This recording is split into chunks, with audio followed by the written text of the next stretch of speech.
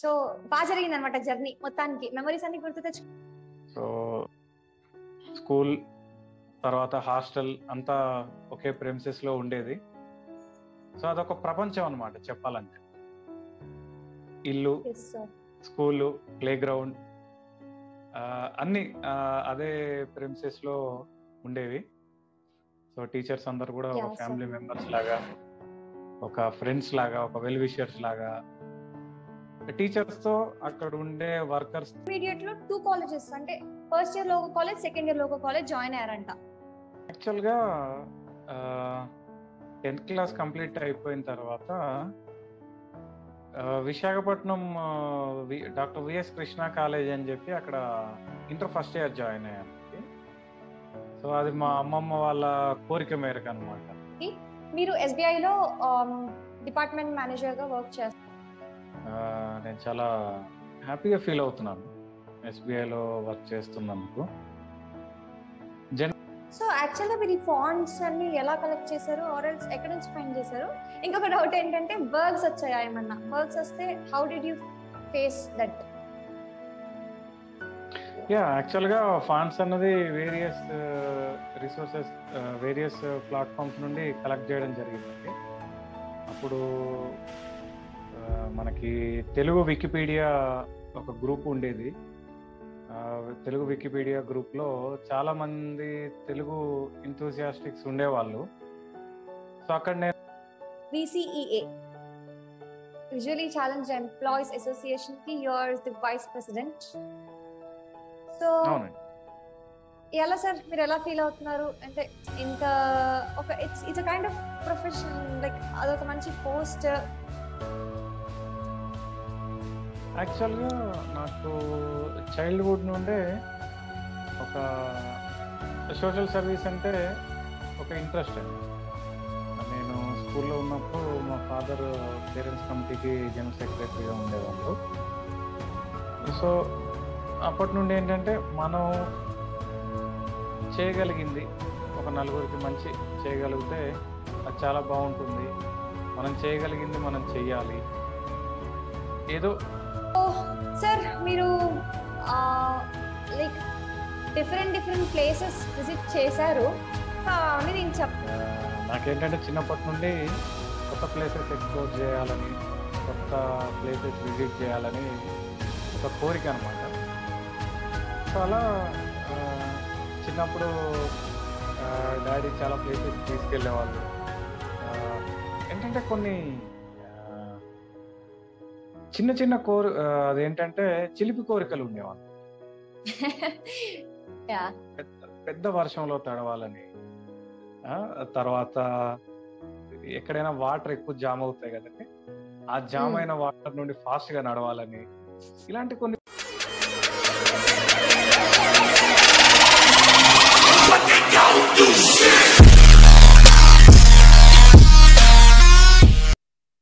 Hi everyone, hello MG networks ప్రేక్షకులందరికీ స్వాగతం, శుభ స్వాగతం. నేను మీ మౌనిక. సో 8 o'clock అయిపోయిందండి. నాకు తెలిసి అందరూ మార్నింగ్ అంతా వర్క్ చేసి ఈవినింగ్ వచ్చి మంచి టీ, కాఫీ ఆరెల్స్ దాని తర్వాత సూపర్బ్ గా డిన్నర్ చేసి, సూపర్బ్ గా యూట్యూబ్ ఓపెన్ చేసి ఎంజీ నెట్వర్క్స్ ఖచ్చితంగా చూస్తుంటారని మాత్రం 100% నేను ఎక్స్పెక్ట్ చేస్తాను.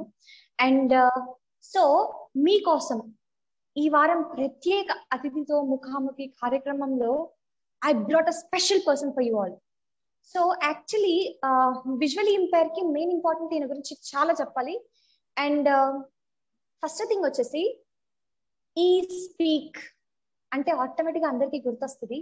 ఈ speak Telugu version developer. Okay, నాకు తెలిసి మీకు సగం గుర్తొచ్చి ఉంటుంది. నెక్స్ట్ వచ్చేసి VCEA లో వైస్ ప్రెసిడెంట్. అండ్ ఈయన ప్రస్తుతానికి ఎస్బీఐలో వర్క్ చేస్తున్నారండి.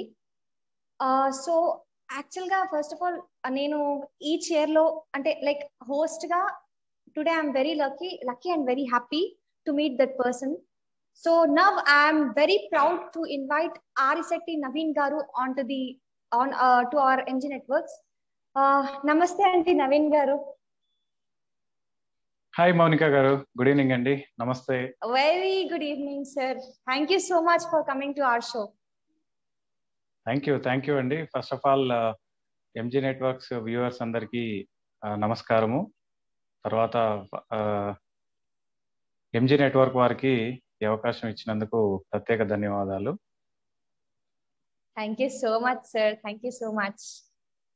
So sir, then coming about you, ఏంటంటే ఇప్పుడు మీ ఫ్యామిలీ బ్యాక్గ్రౌండ్ ఏంటి సార్? యాక్చువల్గా మా మమ్మీ డాడీకి నేను మా సిస్టర్ అండి, చెల్లి. ఫాదర్ సింగరేణి కోల్ మైన్స్ లో టెక్నీషియన్ గా చేసి 2018లో రిటైర్ అయ్యారు. సో నాది బర్త్, ఎడ్యుకేషన్, తర్వాత ఎంప్లాయ్మెంట్ అంతా కూడా తెలంగాణలోనే అయింది. So birth education, primary education up to 10th class G R S V H Karimnagar లో కొనసాగింది. తర్వాత ఇంటర్మీడియట్ ఫస్ట్ ఇయర్ వైజాగ్, తర్వాత సెకండ్ ఇయర్ మంతని అని కరీంనగర్ డిస్ట్రిక్ట్ లో చేయడం జరిగింది. తర్వాత యూనివర్సిటీ ఆఫ్ హైదరాబాద్ లో ఇంటిగ్రేటెడ్ ఎంఏ కోర్స్ చేయడం జరిగింది. మా సిస్టర్ పల్లవి అని, she is working with TCS right now. నేను మా సిస్టర్. సో బాగా జరిగింది అనమాట జర్నీ మొత్తానికి. మెమరీస్ అన్ని గుర్తు తెచ్చుకుంటే ఎలా ఉంటుంది సార్ మీకు? ఎక్సలెంట్ అండి, చాలా చాలా బాగుంటుంది. అసలు చాలా హ్యాపీ అనిపిస్తుంది. చైల్డ్హుడ్ గురించి ఎప్పుడైతే మనం స్మరించుకుంటామో చాలా ఎంజాయబుల్ డేస్. స్కూలింగ్ లో ఎస్పెషల్లీ స్పెషల్ స్కూల్ జిఆర్ఎస్విహెచ్ అంటే, సో స్కూల్ తర్వాత హాస్టల్ అంతా ఒకే ప్రెమిసెస్ లో ఉండేది. సో అదొక ప్రపంచం అన్నమాట చెప్పాలంటే. ఇల్లు, స్కూలు, ప్లే గ్రౌండ్ అన్ని అదే ప్రెమిసెస్ లో ఉండేవి. సో టీచర్స్ అందరు కూడా ఒక ఫ్యామిలీ మెంబర్స్ లాగా, ఒక ఫ్రెండ్స్ లాగా, ఒక వెల్ విషర్స్ లాగా, టీచర్స్ తో అక్కడ ఉండే వర్కర్స్ తో మంచి రిలేషన్ ఉండేదండి. వాళ్ళు ఒక స్టూడెంట్స్ కానీ కాకుండా, వర్కర్స్ ఇక్కడ ఉండే మామూలు పిల్లల్లాగా కాకుండా స్పెషల్ గా ట్రీట్ చేసేవాళ్ళు, స్పెషల్ గా అన్ని స్పెషల్ స్కిల్స్ నేర్పేవాళ్ళు. ఎస్పెషల్లీ మనకి ఏంటంటే ఇండిపెండెన్సీ. చిన్నప్పుడు నేను అంటే చాలా మంది మన కమ్యూనిటీలో అదే దశ నుండి వచ్చిన వాళ్ళు ఉంటారు. At the age of 5.5 years నేను స్కూల్లో జాయిన్ అయ్యాను, ఫస్ట్ క్లాస్ లో. మా పేరెంట్స్ భయపడేవాళ్ళు, ఇంత చిన్న పిల్లోడు మమ్మల్ని వదిలి ఎలా ఉంటాడు, మేము వదిలి ఉండలేము అని చెప్పి వాళ్ళు చాలా టెన్షన్ పడేవాళ్ళు ఇనీషియల్ గా. కానీ ఇక్కడికి వచ్చాక వాళ్ళ టెన్షన్ అంతా పోయింది అన్నమాట. అందరినీ చూసి ఇంత చిన్న వాళ్ళ నుండి పెద్దవాళ్ళ వరకు ఉన్నారు, అన్ని వాళ్ళ పనులు వాళ్ళే చేసుకుంటున్నారు అని చెప్పి టీచర్స్, వర్కర్స్ వాళ్ళందరూ మంచి కాన్ఫిడెంట్ ఇచ్చారు పేరెంట్స్ కి. ఇచ్చిన తర్వాత వాళ్ళకు కూడా కాన్ఫిడెంట్ వచ్చి ఇక ధైర్యంగా స్కూల్లో ఉంచగలిగారు నన్ను. సో అది మంచి మెమరీస్ అండి, చిన్నప్పుడు మనం ఉండడం, టీచర్స్ అందరూ కూడా మంచి cooperation. So not only education, మనకి స్పెషల్ స్కిల్స్, మాకు క్రికెట్ ఇండోర్ గేమ్స్ లో, అవుట్డోర్ గేమ్స్ లో మంచి ఎక్స్పోజర్ ఇచ్చేవాళ్ళు. స్పెషల్ కోర్సెస్ అంటే మనకి కరాటే కూడా ఒక మాస్టర్ తో నేర్పించేవాళ్ళు. అలా ఒక సైటెడ్ పీపుల్ కి రావాల్సిన వాటికంటే మనకి ఎక్కువ అవన్నీ మనకి మిస్సింగ్ అనేది ఏం లేకుండా, ఇంకా వేరియస్ ఆస్పెక్ట్స్ లో కూడా మనం ప్రూవ్ చేసుకునే ఛాన్స్ మనకి ఇచ్చారన్నమాట ఆ school. So I'm really fortunate to be in G R S V H actual గా. ఎప్పుడు ఆ టీచర్స్ ని కానీ, అక్కడ వర్కర్స్ ని కానీ, వర్కర్స్ ఎస్పెషల్లీ వాళ్ళ సొంత పిల్లల్లా చూసుకునేవాళ్ళు. మనకి మొబిలిటీ నుండి అన్ని విషయాల్లో A to Z వాళ్ళే గైడెన్స్ ఇస్తూ, ఇలాంటి విషయాలలో ఇలాంటి టైమ్స్ లో ఎఫెక్షన్ కూడా చాలా బాగా పెరిగిపోద్ది వాళ్ళతో మనకి. ఎగ్జాక్ట్లీ అండి. So thank you so much Naveen sir for sharing your wonderful experiences with our MG network viewers. So as usual everybody, ప్రతి ఒక్కరికి వాళ్ళ వాళ్ళ ఎక్స్పీరియన్సెస్ అంటే వాళ్ళ మెమరీస్ ఉంటాయి. Even I also accept with you. Then coming to నేను విన్నంత ప్రకారం ఏంటంటే మీరు ఇంటర్మీడియట్ లో 2 కాలేజెస్ అంటే ఫస్ట్ ఇయర్ లో ఒక కాలేజ్, సెకండ్ ఇయర్ లో ఒక కాలేజ్ జాయిన్ అయ్యారంట. యా ఎగ్జాక్ట్లీ అండి. So why sir? యాక్చువల్గా 10th క్లాస్ కంప్లీట్ అయిపోయిన తర్వాత Visakhapatnam doctor VS Krishna college అని చెప్పి అక్కడ ఇంటర్ ఫస్ట్ ఇయర్ జాయిన్ అయ్యాను. సో అది మా అమ్మమ్మ వాళ్ళ కోరిక మేరకు అనమాట. సో యాక్చువల్గా మా అమ్మమ్మ వాళ్ళకి మా అమ్మమ్మ తాతగారికి నేను చాలా ఇష్టం. మా మామయ్యలందరూ కూడా చాలా బాగా లైక్ చేస్తూ ఉంటారు నాకు. ఏంటంటే మా మమ్మీ వాళ్ళు 4 మెంబర్స్, అందులో మా మమ్మీ పెద్ద అనమాట. సో అందులో నేను మమ్మీకి ఫస్ట్ కాబట్టి ఇక నెక్స్ట్ మా మదర్స్ వాళ్ళ జనరేషన్ తర్వాత వచ్చే జనరేషన్ లో ఫస్ట్ మెంబర్ కాబట్టి మామయ్యలు అయితేనేమి, పిన్ని అయితేనేమి, అమ్మమ్మ తాతగారు వాళ్ళు చాలా బాగా గారభంగా చూసుకునే వాళ్ళు అనమాట. వాళ్ళ కోరిక ఏంటంటే వాళ్ళ ఇంట్లో ఉండి చదివించుకోవాలనేది వాళ్ళ కోరికగా ఉండేది. కానీ ఆ చిన్నప్పుడు ఇక మనకి స్పెషల్ స్కూల్స్ ఆ ఏరియాలో లేకపోవడం, ఇక కరీంనగర్లో అంతా కంఫర్టబుల్ గా ఉండడం, 10th వరకు అలా అయిపోయింది. అట్లీస్ట్ ఇంటర్మీడియట్ అని ఇక్కడ చదవండి అని చెప్పి వాళ్ళ కోరిక మేరకు ఇంటర్మీడియట్ ఫస్ట్ ఇయర్ అక్కడ జాయిన్ అయ్యాను. అయిన తర్వాత ఇంగ్లీష్ మీడియం హెచ్ఈసిలో జాయిన్ అయ్యాను. అన్ఫార్చునేట్ గా నేను జాయిన్ అయిన తర్వాత due to lack of admissions వాళ్ళు ఆ సెక్షన్ అనేది క్లోజ్ చేసేసారు. ఓన్లీ 3 అడ్మిషన్స్ వచ్చాయి హెచ్ఈసి ఇంగ్లీష్ మీడియంలో. సో ఒక 3 మెంబర్స్ కోసం ఒక గ్రూప్ రన్ చేయడం అన్నది హైలీ ఇంపాసిబుల్. కాబట్టి మీరు ఐదర్ మీడియం అయినా చేంజ్ అవ్వండి హెచ్ఈసిలో, లేదంటే గ్రూప్ అయినా చేంజ్ అవ్వండి అన్నారు. సో అప్పటికి ఒక 2.5 months అయిపోయింది సిలబస్ కూడా. సో ఇక ఆ టైంలో గ్రూప్ చేంజ్ అవ్వడం డిఫికల్ట్ అని చెప్పేసి మీడియం ఇంగ్లీష్ నుండి తెలుగు మీడియంకి రావడం జరిగింది. సో అలా ఫస్ట్ ఇయర్ కంప్లీట్ అయిపోగానే ఇక సెకండ్ ఇయర్లో కరీంనగర్లో నేను ఇంటర్ సెకండ్ ఇయర్కి రాగానే కరీంనగర్లో ఒకటి కంప్యూటర్ ట్రైనింగ్ ఇన్స్టిట్యూట్ అని స్టార్ట్ చేశారండి. అప్పుడు డిఆర్డిఏ వాళ్ళ ఆధ్వర్యంలో ఒకటి ఇన్స్టిట్యూట్ స్టార్ట్ చేశారు. అప్పుడు ఏంటంటే మా డాడీ ఏమన్నారంటే, ఎలాగో ఇప్పుడు హెచ్ఈసి తెలుగు మీడియంలో జాయిన్ అయ్యావు, మన ఏరియాలో కూడా హెచ్ఈసి తెలుగు మీడియం ఉంది. యాక్చువల్ ఇంగ్లీష్ మీడియం అనేది హెచ్ఈసి ఇంగ్లీష్ మీడియం ఇక్కడెక్కడ లేదండి కరీంనగర్ సరౌండింగ్స్ లో. నాకు వైజాగ్ అనేది ఒకే ఆప్షన్ అప్పుడు ఉంది ఉన్న కాలేజెస్ లో. ఇంకా తెలుగు మీడియమే కాబట్టి అప్ టు 10th నువ్వు హాస్టల్లో ఉన్నావు, మరి మా దగ్గర కూడా ఉన్నట్టు ఉండాలి కదా అని చెప్పి మమ్మీ డాడీ వచ్చేయమన్నారు. ప్లస్ కంప్యూటర్ ట్రైనింగ్ ఇన్స్టిట్యూట్ కూడా ఒకటి స్టార్ట్ అవ్వడం, ఈ మల్టిపుల్ ఫ్యాక్టర్స్ వల్ల ఇంటర్ సెకండ్ ఇయర్ కి ట్రాన్స్ఫర్ అవ్వాల్సి వచ్చిందండి ఫస్ట్ ఇయర్ నుండి. సో అక్కడ ఇంటర్మీడియట్ మంతని అని కరీంనగర్ డిస్ట్రిక్ట్ లో అక్కడ కంప్లీట్ అయిపోయింది. సో అలా ఫస్ట్ ఇయర్ ఏపీలో, అప్పుడు ఆంధ్రప్రదేశ్ లోనే ఉండేది ఇది కూడా, ఇప్పుడు తెలంగాణ అనమాట ఇంటర్ సెకండ్ ఇయర్. అలా డిఫరెంట్ కాలేజెస్ లో చదవాల్సి వచ్చింది అనమాట. ఓకే సార్, మొత్తానికి అలా జరిగింది అనమాట. 2 కాలేజెస్ చేంజ్ అయ్యారు. యా చాలా మంది ఫ్రెండ్స్ ని పొందడం జరిగింది ఈ థింగ్ వల్ల. సో జనరల్ గా ఏంటంటే ఇంటర్ సర్కిల్ ఒకటే ఉంటుంది అందరికి, కానీ నాకు ఇంటర్ దాంట్లో 2 సర్కిల్స్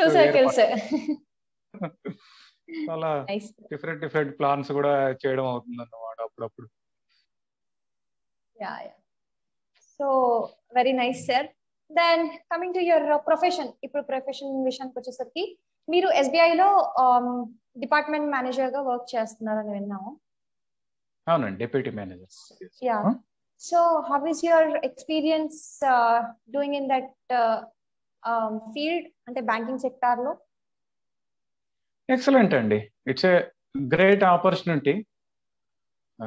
నేను చాలా హ్యాపీగా ఫీల్ అవుతున్నాను ఎస్బీఐలో వర్క్ చేస్తున్నందుకు. జనరల్గా యాక్చువల్ నేను యూనివర్సిటీలో హైదరాబాద్ సెంట్రల్ యూనివర్సిటీలో జాయిన్ అయినప్పుడు స్టేట్ బ్యాంక్ ఆఫ్ ఇండియాలో ఒక స్టూడెంట్ అకౌంట్ ఓపెన్ చేయడం జరిగింది స్కాలర్షిప్ కోసం. ఒక సబ్ కాన్షియస్ మైండ్ లో ఒక అనిపిస్తూ ఉండేది అనమాట, అంటే ఏదో రోజు ఇలాంటి బ్యాంక్ లో చేసే ఆపర్చునిటీ వస్తే బాగుంటుందేమో అని అనిపిస్తుండేది. అది అది నిజంగా మరి అదృష్టవశాత్తు తర్వాత అలా కోయిన్సిడెంటల్ గా ఎస్బీఐలోకి ఒక కస్టమర్ గా ఎంటర్ అయ్యి తర్వాత ఒక స్టాఫ్ గా ఇంకా నెక్స్ట్ లెవెల్ కి రీచ్ అవ్వడం జరిగింది. అది ఒకసారి గుర్తు చేసుకొని ఆ డేస్ లో నేను అనుకున్నవి గుర్తు చేసుకుంటే చాలా హ్యాపీగా అనిపిస్తుంది. మనకి పెద్దలు అంటూ ఉంటారు తదాస్తు దేవతలు ఉంటారు అని. అదే ఏ టైంలో అంటే ఎస్బీఐలోకి రావాలి అని ఎప్పుడు అనుకున్నానో అది గట్టిగా అది జరిగింది అని అనిపిస్తూ ఉంటుంది అనమాట.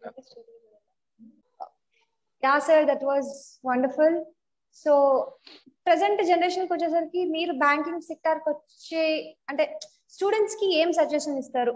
వేర్ లైక్ ఇప్పుడు బ్యాంకింగ్ సెక్టార్ ఇట్స్ లైక్ మంచి ఎక్స్పీరియన్సా? సో వాళ్ళ స్టూడెంట్స్ కి మీరు ఇచ్చే మెయిన్ ఇంపార్టెంట్ సజెషన్ ఏంటి సార్? ఖచ్చితంగా ఇట్స్ ఎక్సలెంట్ ఆపర్చునిటీ అండి. ఎందుకంటే ఒకప్పటి బ్యాంకింగ్ కి ఇప్పటి బ్యాంకింగ్ కి చాలా తేడా ఉంది. మనకి చాలా రిఫార్మ్స్ జరిగాయి. తర్వాత ఒకప్పుడు బ్యాంకింగ్ అంటే మనకి పెద్ద పెద్ద మాన్యువల్స్, బుక్స్, సో రైటింగ్ తో కూడుకున్నదని, చాలా రిస్క్ తో కూడుకున్నదని ఇలాంటి ఒపీనియన్స్ ఉండేవి. ఇప్పుడు ఏంటంటే మాన్యువల్ బ్యాంకింగ్ నుండి డిజిటల్ వైపుకి బ్యాంకింగ్ అన్ని రంగాలు డిజిటల్ వైపుకి అడుగేస్తున్నాయి. అందులో ముందు అంజలో బ్యాంకింగ్ అనేది ఉంటుంది. ఎందుకంటే ఇప్పుడు ఫైనాన్షియల్ ఇంక్లూజన్ లో భాగంగా ప్రతి ఒక్క ఇండియన్ రెసిడెంట్ కి బ్యాంకింగ్ సర్వీసెస్ అందుబాటులో ఉండాలి అనే ఉద్దేశంతో అందరికీ అర్థమయ్యేలాగా, అందరికీ అందుబాటులో ఉండేలాగా, అందరూ వాడుకునేలాగా బ్యాంకింగ్ ఉండాలనే ఉద్దేశంతో చాలా డ్రాస్టిక్ గా రిఫార్మ్స్ జరుగుతున్నాయండి బ్యాంకింగ్ లో. ఎప్పుడైతే మనకది డిజిటల్ వైపుకి అడుగులేస్తుందో మనకది ఫుల్లీ యాక్సెసిబుల్ అన్నమాట. మనకప్పుడు ఫిజికల్ కాంటెంట్ అనుకోండి, మనం దాన్ని స్కాన్ చేసుకోవాలి, అది చదువుకోవాలి, తర్వాత బుక్స్ అన్ని యాక్సెస్ చేయాలి, ఇదంతా ఇబ్బందితో కూడుకున్నది. ఇప్పుడంతా డిజిటల్ మోడ్లోకి వచ్చేసింది కాబట్టి సో కంప్యూటర్లో మనకి స్క్రీన్ రీడింగ్ సాఫ్ట్వేర్ ఎలాగో ఉంటుంది, మన వ్యూవర్స్ అందరికీ తెలుసు. సో స్క్రీన్ రీడర్ సాఫ్ట్వేర్తో మనం ఏదైనా యాక్సెస్ చేయగలం. కంప్యూటర్లో బ్యాంకింగ్ అంతా కూడా ఒక కంప్యూటర్లో ఉంటుంది కాబట్టి కంప్యూటర్లో ఏదున్నా మనం యాక్సెస్ చేయగలం కాబట్టి మనకి స్కోప్ అనేది బాగా పెరుగుతుంది. తర్వాత ఒకప్పుడు ఉన్న అవేర్నెస్ లెవెల్స్, ఇప్పుడున్న అవేర్నెస్ లెవెల్స్ మేనేజ్మెంట్కి చాలా తేడా ఉంది. ఒకప్పుడు అసలు బ్యాంకింగ్లో విజువల్లీ ఛాలెంజ్డ్ ఏం చేయగలుగుతారు అని వాళ్ళకి అవేర్నెస్ ఉండేది కాదు. ఒక విజువల్లీ ఛాలెంజ్డ్ బ్యాంకింగ్లో ఎలా చేయగలుగుతారు అని ఒక విజువల్ ఇంపేర్డ్ అయిన మనకి ఉండేది. ఇప్పుడు ఏంటంటే ఆల్రెడీ కొంతమంది వచ్చి ఉన్నారు, చాలా మంది ప్రూవ్ చేసుకుంటున్నారు బ్యాంకింగ్ లో కూడా విజువల్లీ ఛాలెంజెస్ సక్సెస్ఫుల్ గా చేయగలరని. తర్వాత మనం అప్పుడు అనుకున్నట్టుగా బ్యాంకింగ్ కూడా డిజిటల్ వైపుకి అడుగులేస్తుంది.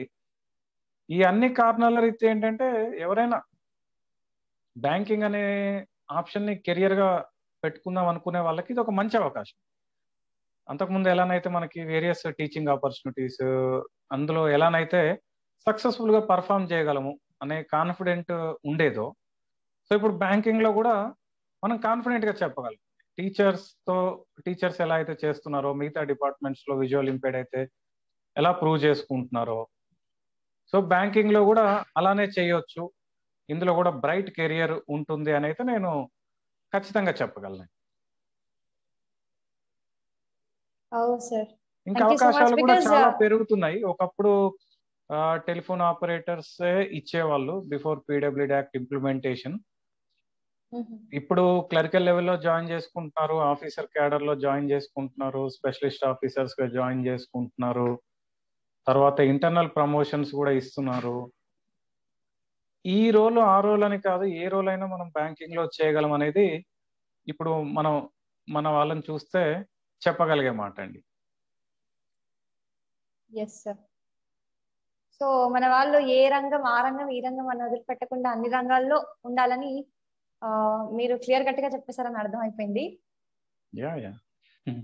సో సార్ యా, మీరు బ్యాంకింగ్ విషయంలో చెప్పినప్పుడు ఒక పదం వాడారు ఏంటంటే like screen reading software computers కి చాలా అంటే లైక్ కంప్యూటర్స్ యూజ్ చేయడానికి మనకి స్క్రీన్ రీడింగ్ సాఫ్ట్వేర్ అనేది చాలా ఇంపార్టెంట్. అవునండి. బిఫోర్ అంటే స్టార్టింగ్ లో జాస్ అంటే ఇంగ్లీష్ లో మనకి స్క్రీన్ రీడింగ్ సాఫ్ట్వేర్ ఉండేది. ఆఫ్టర్ దాట్ మీరు విజువల్లీ వాళ్ళకి చాలా useful, important, and we are very lucky that మీరు మాకు ఈ స్పీక్ తెలుగు వర్షన్ ఇచ్చారు. మెనీ అంటే లైక్ చాలా మంది ఓన్లీ ఇంగ్లీష్ కాకుండా తెలుగులో మేము చదవలేకపోతున్నాం, మాకు తెలుగులో కష్టం అవుతుంది అనే టైంలో you have developed a very super. I really don't have any words to express about this sir. Really we are very glad that ఇప్పుడు మేము గర్వంగా చెప్పుకుంటాం ఏంటంటే ఈ స్పీక్ డెవలపర్ మా ఎంజీ నెట్వర్క్స్ లో ఉన్నారు అనేసి. So thank you so much sir. దానివల్ల చాలా మందికి చాలా స్పెషల్ యూస్ఫుల్ అంటే జరిగిందని నేను అనుకుంటున్నాను సార్. సో మీకు అసలు థాట్ ఎలా వచ్చింది that you want to develop this E speak అని?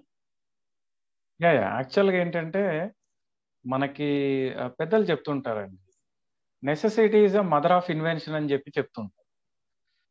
అయితే నేను integrated MA university of Hyderabad లో జాయిన్ అయ్యాను డిగ్రీ కోసం అని చెప్పేసి. డిగ్రీ పీజీ కలిపి ఇంటిగ్రేటెడ్ ఎంఏ ఉంటుంది, 5 years కోర్స్ ఇది.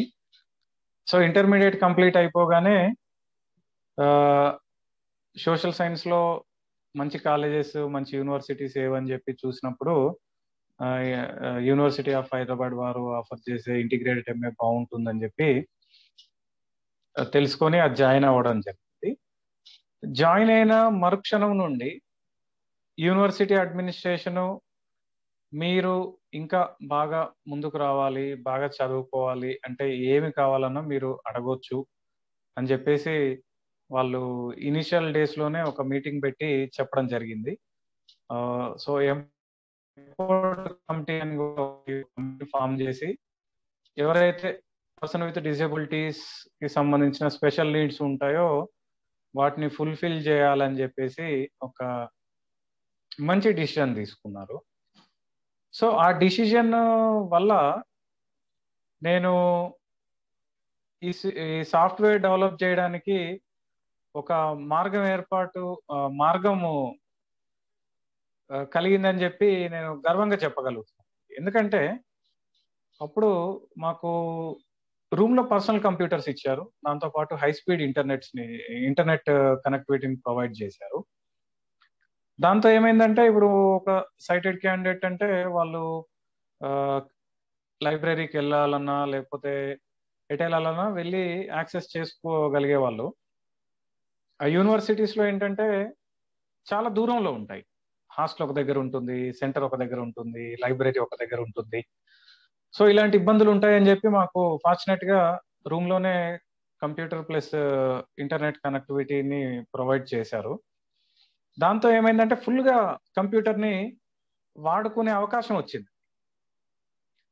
సో నేను యాక్చువల్గా సోషల్ సైన్స్ లో జాయిన్ అయింది. సోషల్ సైన్స్ లో జాయిన్ అయ్యాక అన్ని బుక్స్ ని ఫ్రెండ్స్ హెల్ప్ తో, ఫ్యాకల్టీ హెల్ప్ తో స్కాన్ చేసుకోవడం, దాన్ని మళ్ళా డిజిటల్ ఫార్మాట్ లో కన్వర్ట్ చేసుకొని చేస్తూ ఉండేవాడిని. నేను సెకండ్ సెమిస్టర్ లో ఉన్నప్పుడు ఏదైనా ఒక లాంగ్వేజ్ కోర్స్ కూడా చేయాలని చెప్పి ఒక రూల్ వచ్చింది. సో ఏదైనా ఒక లాంగ్వేజ్ కోర్స్ కూడా చేయాలన్నప్పుడు తెలుగు సబ్జెక్ట్ తీసుకోవాల్సి వచ్చింది. తీసుకున్నప్పుడు ఫస్ట్ సెమిస్టర్ లో అంతా కూడా ఇండిపెండెంట్ గా బుక్స్ చదువుకునే అవకాశం ఉండేది, అంతా ఇంగ్లీష్ లో కాబట్టి. సెకండ్ సెమిస్టర్ కి వచ్చేసరికి అంత తెలుగు అయ్యేసరికి ఓన్లీ ఆడియో మీదే డిపెండ్ అవ్వాల్సి వచ్చేది. కంప్యూటర్ లో మనకి స్క్రీన్ రీడింగ్ సాఫ్ట్వేర్ ఏమి ఉండేది కాదు. అయితే ఫ్రెండ్స్ హెల్ప్ తీసుకొని చదివించుకోవాలి, లేదంటే ఏమైనా ఆడియో మెటీరియల్స్ ఉంటే చదువుకోవాలి, లేకపోతే రికార్డ్ చేయించుకోవాలి, ఇదే ఉండేది. ఆ టైంలో మేము యాక్చువల్గా barrier break technology and texture India collaboration తో ఢిల్లీలో ఒక ఇంటర్నేషనల్ సెమినార్ ఆర్గనైజ్ చేశారు. చేసినప్పుడు ఆ సెమినార్కి వెళ్ళాక ఒక్కొక్కరు ఒక్కొక్క టెక్నాలజీని అక్కడ ఇంట్రడ్యూస్ చేసినప్పుడు ఆ, నేను యాక్చువల్గా ఈ కన్సర్న్ రేజ్ చేశాను. నేను తెలుగులో ఆ, చదువుకునే విధంగా, ఇండిపెండెంట్ గా చదువుకునే విధంగా ఏమైనా స్క్రీన్ రీడింగ్ సాఫ్ట్వేర్ ఉంటే బాగుంటుందండి. ఇంగ్లీష్ ఎలా అయితే మనం యాక్సెస్ చేయగలుగుతున్నామో తెలుగు కూడా యాక్సెస్ చేసేలాగా ఉంటే బాగుంటుంది అని చెప్పి నేను అన్నప్పుడు, ఖచ్చితంగా బాగుంటుంది, అది మీరే ఎందుకు చేయకూడదు, మీరు ఎలా యూనివర్సిటీ ఆఫ్ హైదరాబాద్ లో ఉన్నాను అంటున్నారు, మీకు వేరియస్ డిపార్ట్మెంట్స్ ఉంటాయి, వాళ్ళు సపోర్ట్ చేస్తారు, తర్వాత ఆ, మీకు ఒక స్ట్రాంగ్ డిజైర్ ఉంది, మీరు చెప్తున్న దాంట్లోనే కనిపిస్తుంది, సో ఎందుకు ప్లాన్ చేయరు, ఆలోచించండి అని చెప్పి వాళ్ళు ఎంకరేజ్ చేశారు. సో వాళ్ళు ఎంకరేజ్ చేసినప్పటి నుండి, ఆ రోజు నుండి ఏదో ఒకటి చేయాలి తెలుగులో, మనం స్క్రీన్ రీడింగ్ సాఫ్ట్వేర్ చేస్తే బాగుంటుంది అని చెప్పి ఇక వేరియస్ మెథడ్స్ లో సెర్చ్ చేయడం స్టార్ట్ చేసాము. చేసిన తర్వాత ఒక గ్రూప్ ఆఫ్ పీపుల్ ని కోఆర్డినేట్ చేయగలిగాను. సౌత్ ఇండియాలో కన్నడకు సంబంధించి శ్రీధర్ అని ఒక అబ్బాయి, తర్వాత స్టేట్ బ్యాంక్ ఆఫ్ మైసూర్ లో రిటైర్డ్ మేనేజర్ ఒక అతను రాజు గారు అని తమిళనాడు నుండి ఉన్నారు ఆయన. వీళ్ళందరూ కూడా, మేము కూడా మా లాంగ్వేజెస్ లో డెవలప్ చేద్దాం అనుకుంటున్నాము ఏదైనా సాఫ్ట్వేర్ ని అన్నప్పుడు ఒక గ్రూప్ కూడా ఫామ్ అవ్వడం జరిగింది.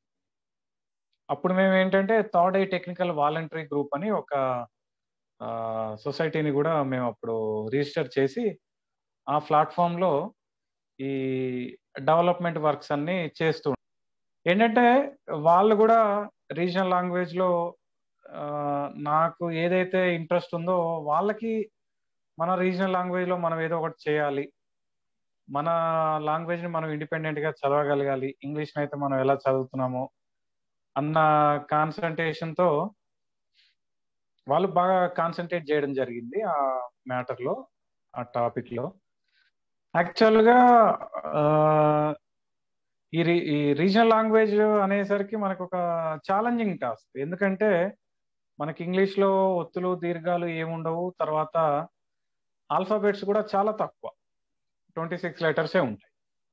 మనకి అబౌవ్ 50 ఆల్ఫాబెట్స్, అందులో దీర్ఘాలు, ఒత్తులు, పొల్లులు, దాంతో పాటు మనకి డిఫరెంట్ ఫాంట్స్, ఇది ఒక పెద్ద ఛాలెంజింగ్ టాస్క్ అయిపోయింది అనమాట. ఒకానొక సమయంలో ఇది ప్రాక్టికల్ గా అవుతుందా, ఇంతవరకు ఇంతవరకు ఎవరు చేయలేదంటే ఇందువల్లే కావచ్చు ఎవరు చేయలేదు అనే థాట్స్ కూడా వచ్చేవి మైండ్ లోకి. కానీ మనం అలా ఎందుకు అనుకోవాలి, మనం ఖచ్చితంగా ఇంకేదైనా సొల్యూషన్ ఉంటుంది అని చెప్పి ఒక్కొక్క హడ్డల్ని ఓవర్కమ్ చేస్తూ ఆ, చిన్న చిన్నగా రిలీజ్ చేస్తూ వచ్చామండి వర్షన్స్. లాస్ట్కి ఏంటంటే మేము ఎప్పుడైతే ఒక 30 to 40 అప్డేట్స్ వచ్చిన తర్వాత మాకు కాన్ఫిడెంట్ వచ్చింది అన్నమాట, ఖచ్చితంగా రీజనల్ లాంగ్వేజ్ లో తెలుగులో మనం ఇండిపెండెంట్ గా చదవగలుగుతాము, మనకి కూడా అది కంఫర్ట్ గా ఉంటుందని చెప్పి రావడం జరిగింది. 40 ఎడిషన్ తర్వాత అది పబ్లిక్ లో బేటా వర్షన్ కింద రిలీజ్ చేసాము. రిలీజ్ చేసి వేరియస్ ఫీడ్బ్యాక్స్ తీసుకొని, తర్వాత వేరియస్ గ్రూప్ ఆఫ్ పీపుల్ తో టెస్టింగ్ చేయించి, మేము కూడా ఏంటంటే వేరియస్ వెబ్సైట్స్, వేరియస్ ఫాంట్స్, తర్వాత క్రిటికల్ ఏరియాస్ అంటే లార్జ్ డాక్యుమెంట్స్ లో ఉన్నప్పుడు ఎలా రియాక్ట్ అవుతుంది, స్మాల్ డాక్యుమెంట్స్ లో ఉన్నప్పుడు ఎలా రియాక్ట్ అవుతుంది, English, Hindi, Telugu mixed language ఉన్నప్పుడు ఎలా రియాక్ట్ అవుతుంది, ఇలా డిఫరెంట్ డిఫరెంట్ టెస్టింగ్స్ చేసి ఫైనల్ గా సక్సెస్ఫుల్ గా మార్కెట్ లోకి తీసుకురావడం అనేది జరిగింది. నిజంగా ఇది ఒక మంచి ప్రివిలేజ్ గా నేను ఇప్పటికీ అనుకుంటాను. ఎందుకంటే మనం మన మాతృభాషని మనం ఇండిపెండెంట్ గా చదివినప్పుడు మనకు వచ్చే సాటిస్ఫాక్షన్ అది మనం మాటల్లో చెప్పలేము. మనం ఒక బుక్ ని, మామూలు బుక్ ని స్క్రీన్ రీడింగ్ సాఫ్ట్వేర్ లో చదివితేనే చాలా హ్యాపీగా ఫీల్ అవుతాము.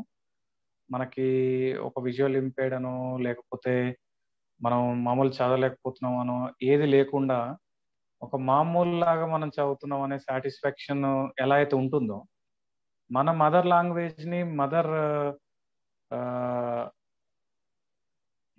మన మదర్ లాంగ్వేజ్ ని మనం ఇండిపెండెంట్ గా చదివినప్పుడు ఆ వచ్చే సాటిస్ఫాక్షన్, అది చాలా మందిలో నేను అబ్జర్వ్ చేశాను. చాలా మంది కూడా అదే వ్యూ నాకు ఎక్స్ప్రెస్ చేశారు. సో అది వాళ్ళ మాటల్లో ఆ ఎక్స్ప్రెషన్ విన్నప్పుడు చాలా హ్యాపీగా అనిపిస్తుంది. Yes sir, that was wonderful అనిపించింది నాకు మాత్రం. సో యాక్చువల్గా మీరు ఈ ఫాంట్స్ అన్ని ఎలా కలెక్ట్ చేశారు, ఆర్ ఎల్స్ ఎక్కడి నుంచి ఫైండ్ చేశారు? ఇంకొక డౌట్ ఏంటంటే, బర్గ్స్ వచ్చాయా ఏమన్నా? బర్గ్స్ వస్తే how did you face that? Actual గా ఫండ్స్ అన్నది వేరియస్ రిసోర్సెస్, వేరియస్ ప్లాట్ఫామ్స్ నుండి కలెక్ట్ చేయడం జరిగింది. అప్పుడు మనకి తెలుగు వికీపీడియా ఒక గ్రూప్ ఉండేది. తెలుగు వికీపీడియా గ్రూప్ లో చాలా మంది తెలుగు ఎంతూసియాస్టిక్స్ ఉండేవాళ్ళు. సో అక్కడ నేను నా రిక్వైర్మెంట్ ని పోస్ట్ చేయడం జరిగింది, ఇలా తెలుగులో ఒక స్క్రీన్ రీడింగ్ సాఫ్ట్వేర్ డెవలప్ చేస్తున్నాను. సో అసలు మనం తెలుగులో మేజర్ గా వాడే ఫాంట్స్ ఏంటి, అవి మనకి ఎలా వాటిని పొందొచ్చు అని చెప్పి అన్నప్పుడు, కొందరు తెలుగు అభిమానులు, మంచి ఈ సాఫ్ట్వేర్ వాడుతున్న వాళ్ళు, తెలుగులో ట్యూటోరియల్స్ తయారు చేసే వాళ్ళు, తర్వాత తెలుగులో మనకంటూ కొన్ని రిసోర్సెస్ ఉండాలని చెప్పి డెవలప్ చేసే గ్రూప్ కూడా నాకు పరిచయం అయింది ఫార్చునేట్ గా. అవ్వడంతో వాళ్ళు కూడా ఇదొక మంచి కాజ్ కోసం నువ్వు వర్క్ చేస్తున్నావు అని చెప్పేసి వాళ్ళు ఒక్కొక్కరు ఒక్కొక్క వేలో నాకు హెల్ప్ అయ్యారు. రకరకాల ఫండ్స్ ఇవ్వడము, వాళ్ళు ఏ ఛాలెంజెస్ ఫేస్ చేస్తున్నారు అన్నప్పుడు అందులో నుండి కొన్ని మనకి ఉపయోగపడే విధంగా ఉండేవన్నమాట. అలా ఆ ఛాలెంజెస్ ని కూడా కలెక్టివ్ గా ఆలోచించే వాళ్ళం, దీనికి మనం ఎలా చేస్తే బాగుంటుందని చెప్పేసి.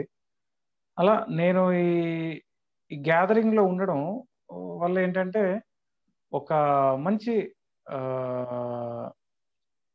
రిసోర్స్ అన్నది ఫామ్ అయిందండి తెలుగులో.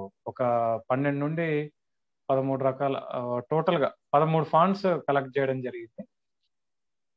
సో లాస్ట్ కి వాళ్ళు కూడా షాక్ అయ్యారు, అబ్బా ఇన్ని ఫాంట్స్ మన తెలుగులో వాడుతున్నాము, ఇంత ఫాంట్స్ మనం వాడుకునే బదులు ఒక యూనిక్ కోడ్ ని మనం డెవలప్ చేసుకుని దాన్ని వాడుకుంటే బాగుంటుంది కదా అని వాళ్ళు ఒక కంక్లూజన్కి రావడం జరిగింది. తర్వాత నిజానికి ఈ డెవలపర్స్ కి కూడా మనం ఈ రకమైన ఛాలెంజెస్ ఫేస్ చేస్తామని చెప్పి తెలియదండి.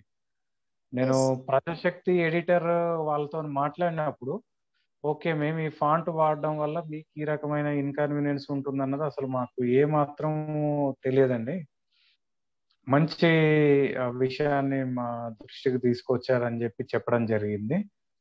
అలా తెలుగు అకాడమీ వాళ్ళతో కోఆర్డినేట్ అయ్యి, వాళ్ళు టెక్స్ట్ బుక్స్ అదంతా ప్రింటింగ్ చేసేటప్పుడు ఏ ఫాంట్ వాడతారు, అసలు ప్రింటింగ్ ఏ రకంగా చేస్తారు, ఎందుకంటే ఆ ఫాంట్ ఇప్పుడు మనం నెక్స్ట్ ఫేజ్ లో ఓసిఆర్స్ ఇవన్నీ కూడా ఉంటాయి కాబట్టి ఆ ఓసిఆర్స్ కూడా రికగ్నైజ్ చేయగలగాలి. ఇవన్నీ పాయింట్స్ ని దృష్టిలో పెట్టుకొని అన్నిటిని కొలెక్ట్ చేసి అవి సపోర్ట్ చేసేలాగా, at the same time unique code ఇంకా బాగా సపోర్ట్ చేసేలాగా ప్రోగ్రామింగ్ చేయడం జరిగింది. సో బగ్స్ అనేవి మీరు అన్నట్టు ప్రతి సాఫ్ట్వేర్ కి సహజము, వేరియస్ బగ్స్ వస్తుంటాయి.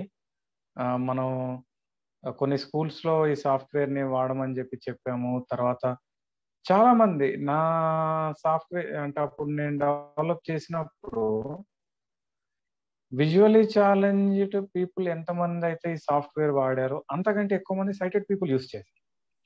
వాళ్ళకు కూడా ఇది ఒక కొత్త ఎక్స్పీరియన్స్ గా ఉంది. మాకు ఈ స్క్రీన్ రీడింగ్ సాఫ్ట్వేర్ తో వినడం వల్ల మాకు ఐ స్ట్రెయిన్ కూడా ఉండట్లేదు, ఒక పాట విన్నట్టుగా, ఒక కథ విన్నట్టుగా ఉంది అని చెప్పి స్టిల్ ఇప్పటికీ చాలా మంది వాడుతున్నారు. తెలుగు అప్పుడు అలవాటైన వాళ్ళు స్టిల్ వాళ్ళు స్క్రీన్ రీడింగ్ సాఫ్ట్వేర్ వాడుతున్నారు.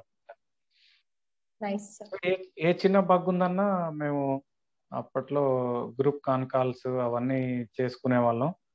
మేము యాక్చువల్గా ఫిజికల్ గా కలిపి చేసింది ఏం లేదండి. అంతా వాళ్ళు వాళ్ళ ప్లేస్ లో, నేను నా ప్లేస్ లో ఉండి ఆన్లైన్ లో కనెక్ట్ అయ్యి ఆన్లైన్ లోనే మొత్తం ఈ డెవలప్మెంట్ వర్క్ అంతా జరిగింది. సో అలా వాళ్ళకు వచ్చే ఛాలెంజెస్ ని, నాకు వచ్చే ఛాలెంజెస్ ని ఆ ప్లాట్ఫామ్ లో డిస్కస్ చేసుకునే వాళ్ళం. ఒక టైం అని పెట్టుకునే వాళ్ళం డైలీ.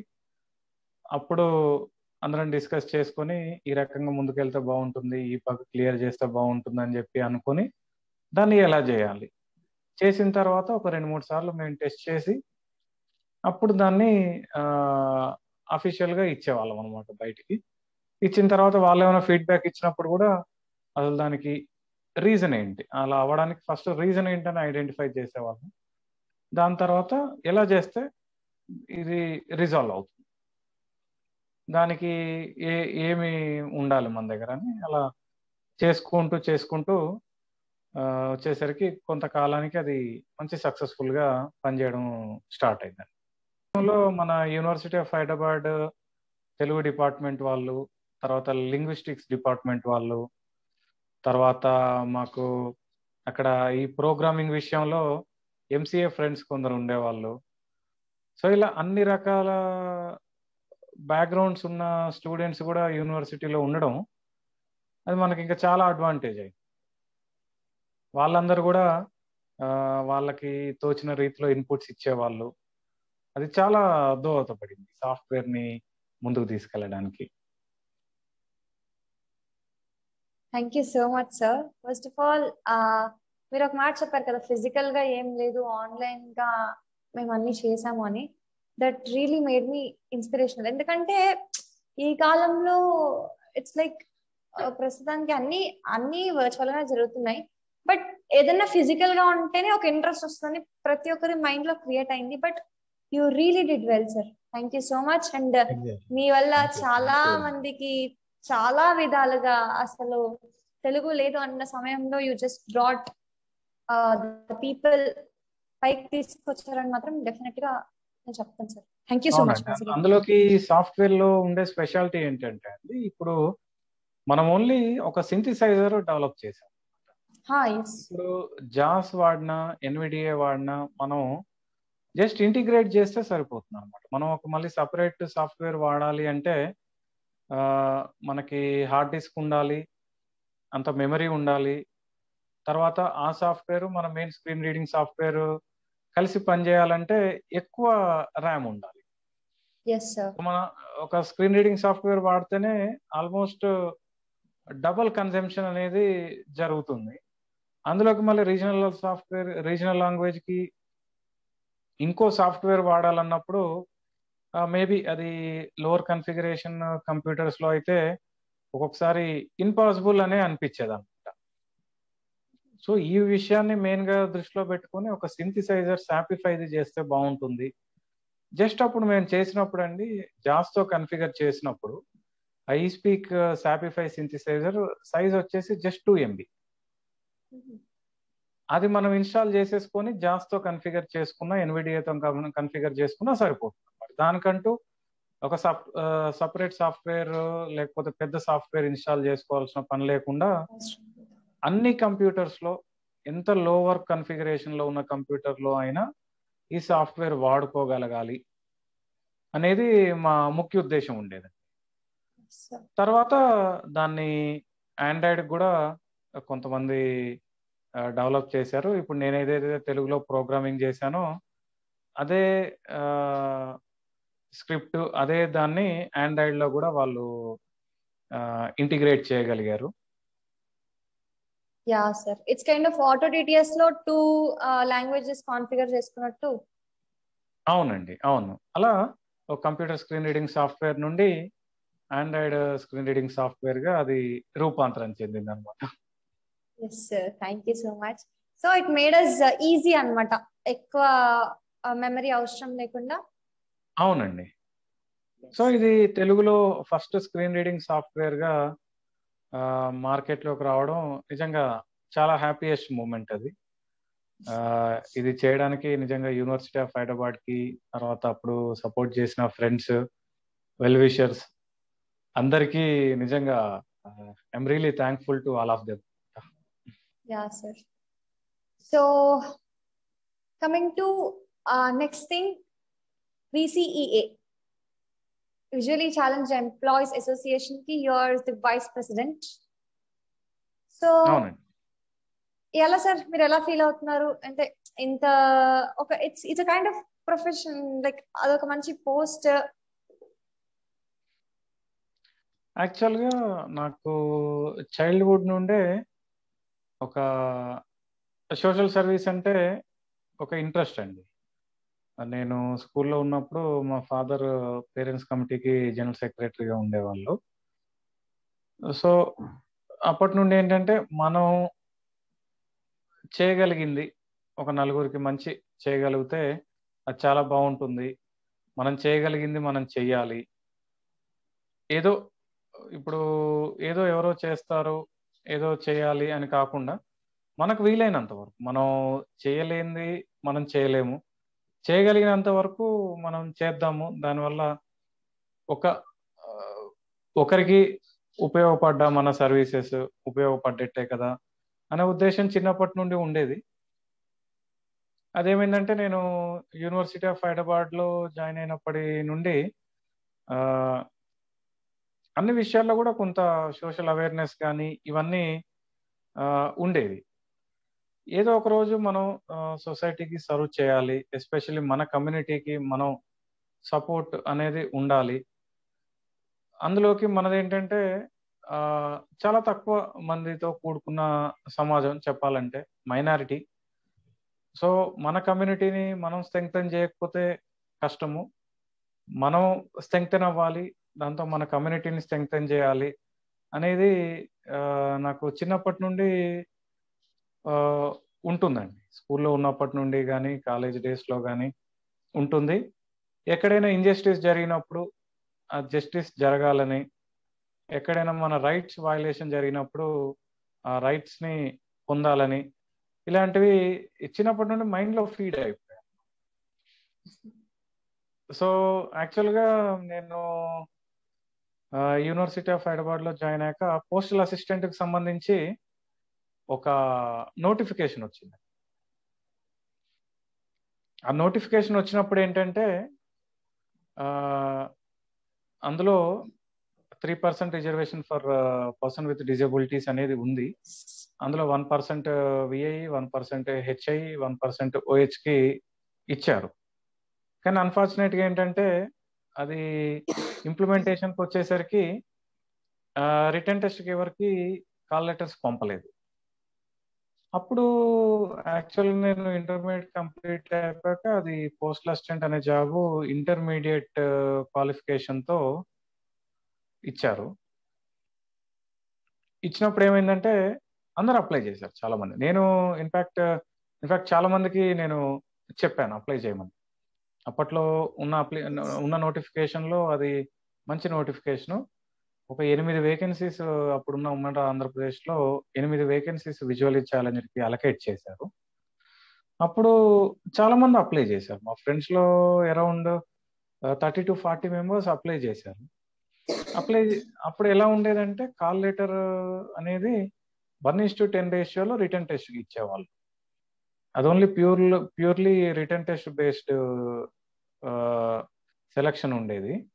1:10 రేషియోలో రిటర్న్ టెస్ట్కి పిలిచేవాళ్ళు. అందులో టాపర్స్ని డైరెక్ట్గా అపాయింట్మెంట్ ఇచ్చేసేవాళ్ళు అనమాట. టాపర్స్కి నేను అప్లై చేయించిన వాళ్ళలో ఎవరికి రాలి కాల్ లెటర్. రాకపోయేసరికి ఇదేంటి ఒక్కరికైనా రావాలి కదా 1:10లో అన్నప్పుడు మన అందులో చాలా మంది మా ఫ్రెండ్స్ మంచి టాప్లో ఇంటర్మీడియట్లో టాప్ మార్క్స్ ఉన్న వాళ్ళు కూడా ఉన్నారు అప్లై చేసిన వాళ్ళు.